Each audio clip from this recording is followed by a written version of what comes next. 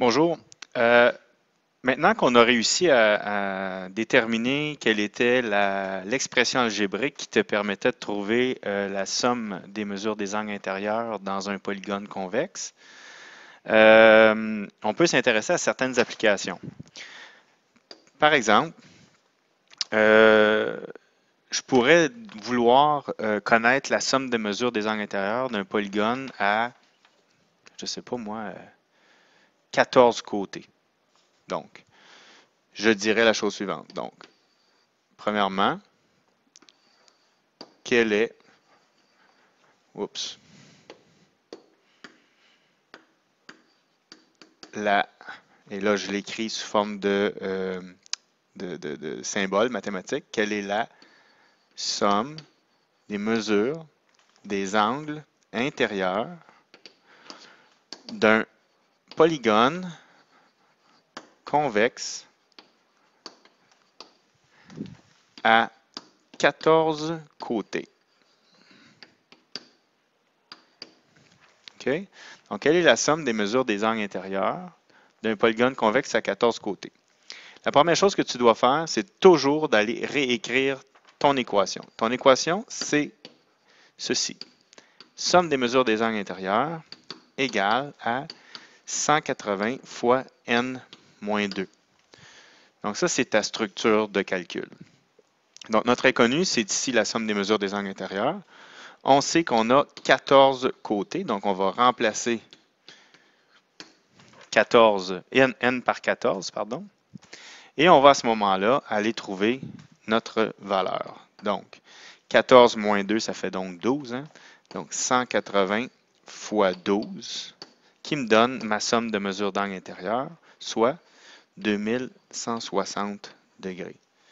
Donc, chaque famille de polygones convexes, et quand je parle de famille, la famille est déterminée par le nombre de côtés, a sa propre somme de mesures d'angle intérieur.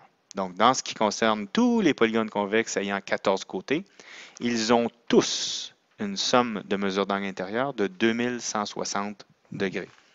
Donc, on peut en faire un autre. Alors, quelle est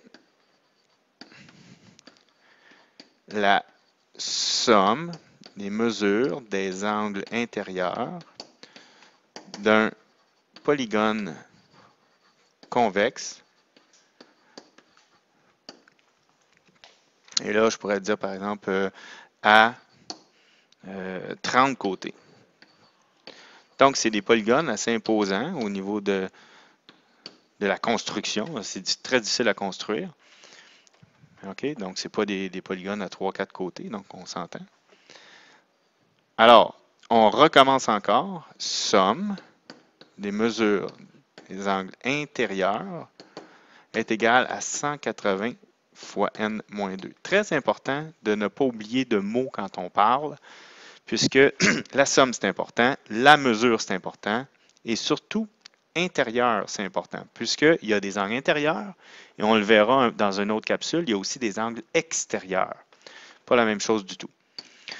Donc, on continue ici. 180 fois, dans notre cas, nous, c'est 30 moins 2. On a donc 180 fois 28. Et ça nous donne une somme de mesures d'angle intérieur de 5400 degrés.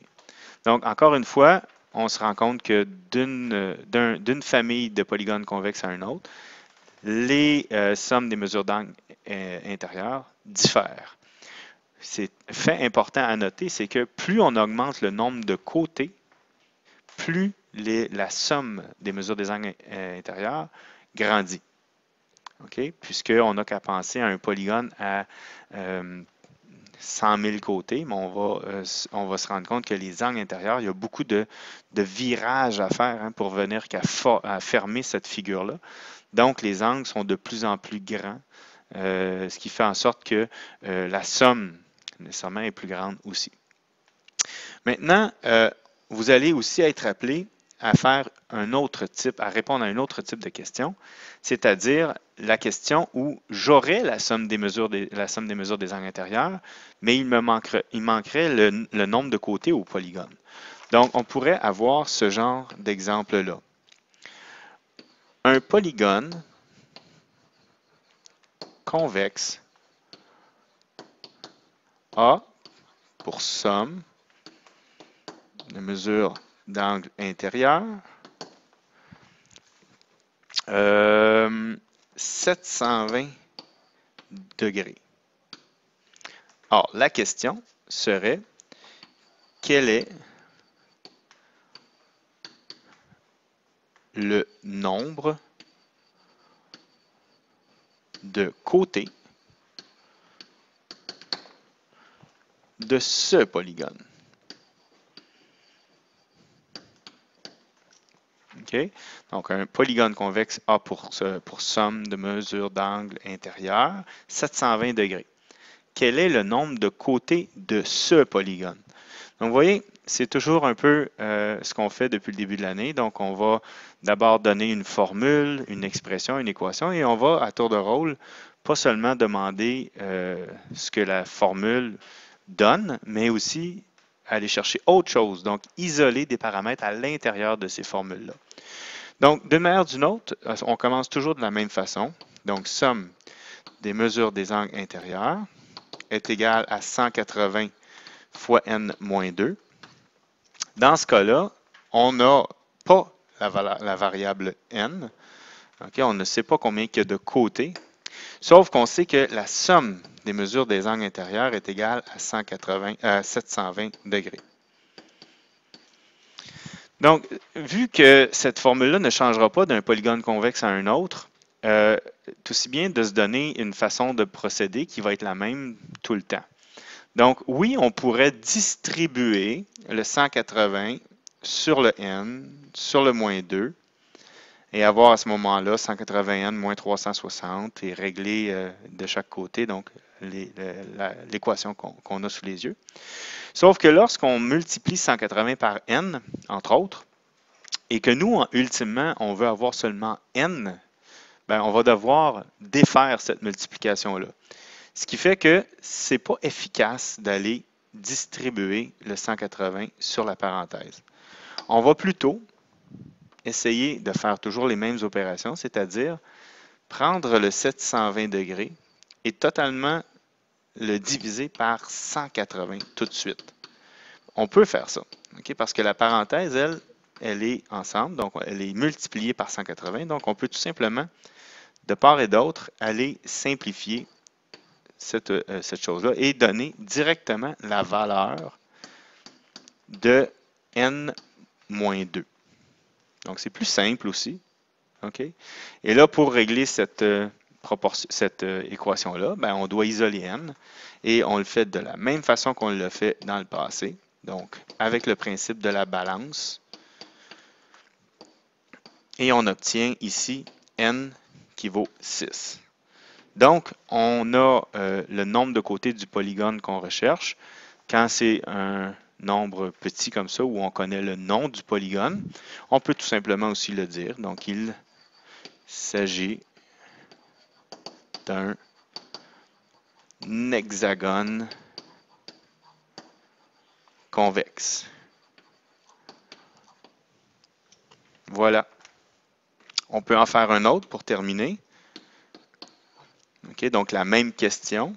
Donc, un polygone convexe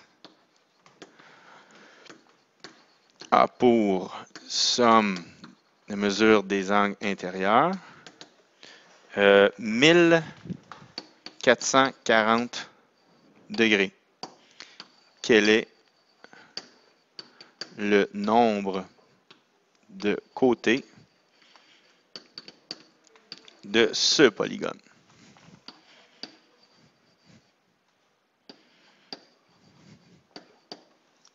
OK? Bon, encore la même chose. On reprend notre formule de base. Somme des mesures des angles intérieurs égale à 180 fois n-2. OK? Alors, ici, on dit qu'on a 1440 degrés, qui est égal à 180 fois n-2.